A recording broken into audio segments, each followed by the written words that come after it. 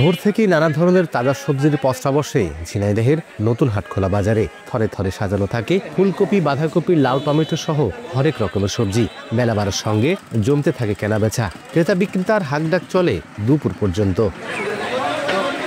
জেলা সদর সহ আশপাশের উপজেলা থেকে সবজি আসে এ বাজারে। তবে রমজান সামনে রেখে চাহিদা বাড়ায় বেড়েছে সবজির দাম।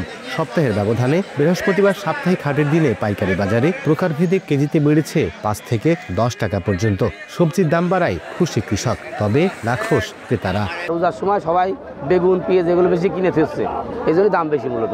আজকে একটু ভালো দাম পাচ্ছি, এরকম হলে বেশ ভালোই হয়। ভোক্তা আবার সরকারি যারা লোকজন আছেন এদেরকে মাঠ পর্যায়ে তদারকি করা দরকার। এদিকে রমজান উপলক্ষে সবজির দাম আরও বাড়তে পারে বলে জানিয়েছেন ব্যবসায়ীরা।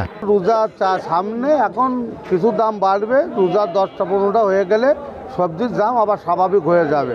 ব্যবসায়ীদের দেয়া তথ্য মতে প্রতিদিন এ বাজারে 40 থেকে 45 লাখ টাকার সবজি কেনা বেচা হয়, যা সরবরাহ করা হয় জেলা শহর সহ আশপাশের উপজেলাগুলোতে। লোটাস রহমান সোহাগ, সময় সংবাদ, ঝিনাইদহ।